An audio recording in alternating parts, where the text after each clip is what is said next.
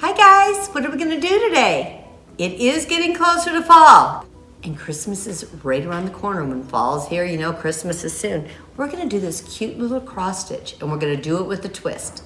Let's get started. So at the bottom of the video, you're gonna click where it says see more, and we're gonna have this little download for this tree. It's very, very simple.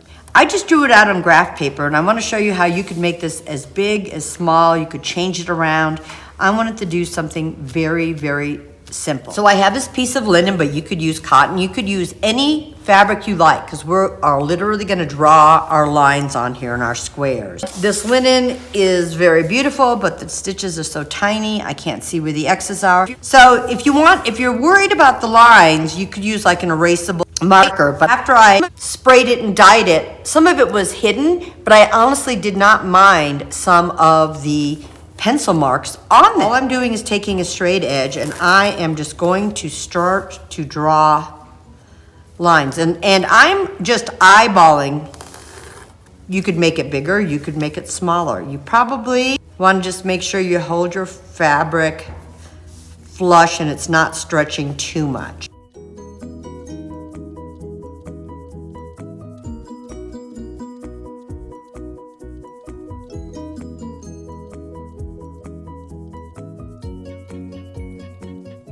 So now you're doing your cross lines the opposite way. And all you really have to do is just count your pattern and decide so you know how many squares you need. You're probably gonna want about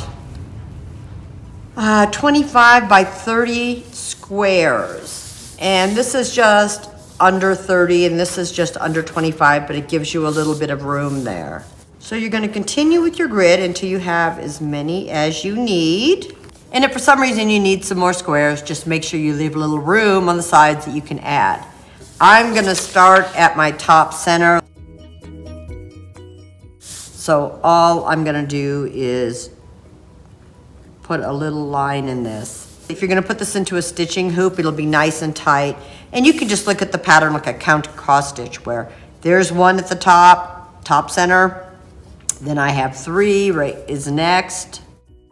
Then I have 5 next. Then I have 3 again. So this pattern really is fairly simple.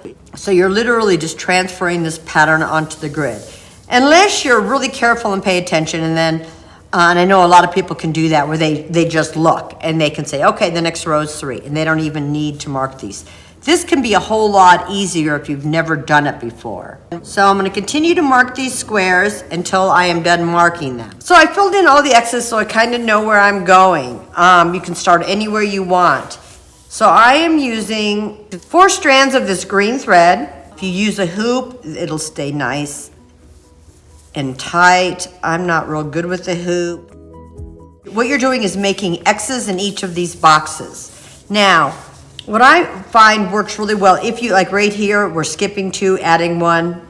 So I have a lot of skipping. But on a row where it's most of the way across, I'll usually do the one side of the stitch like this, the one side of the X, the one side of the X. So it looks like a dash.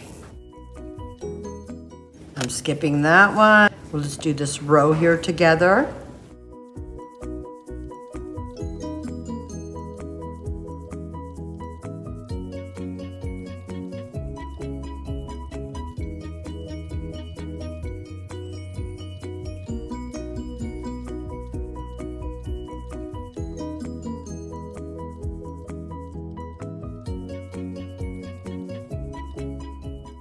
So then I am going to do the other side of the X or the cross stitch, and I am going to go all the way back down the row. Now since I have this one little X down here, since I am right next to it, I will just do the full X. That's what I find works well for me, is if I'm close and one is just right there, so you're not running threads everywhere just for 1 or 2 X's.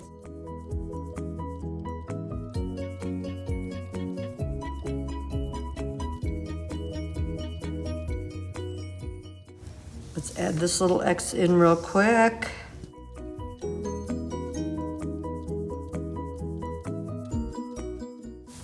See what this is looking like?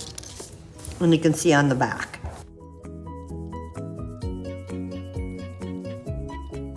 So you can see how I've started here. And I'm gonna continue filling in where all of my X's are. Then I'm gonna use my brown thread down in here. See the back?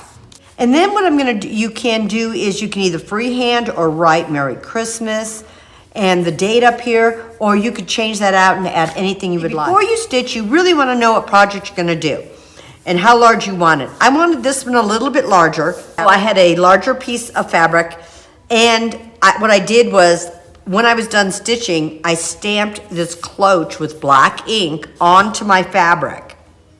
I used a piece of parchment paper on top and I ironed it to heat set the ink. And then I used some tan Rit dye, really watered down to the color I wanted, and I sprayed my fabric and let that dry, and I ended up with this vintage look.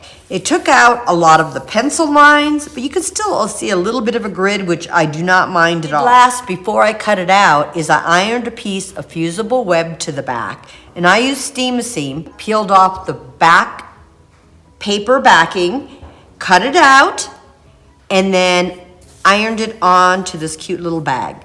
And now it is on here. You could add extra stitching to hold it, or you could just leave it as is. Hope you guys thought this was interesting, and I hope you have fun if you try this out. We're doing it a little bit different.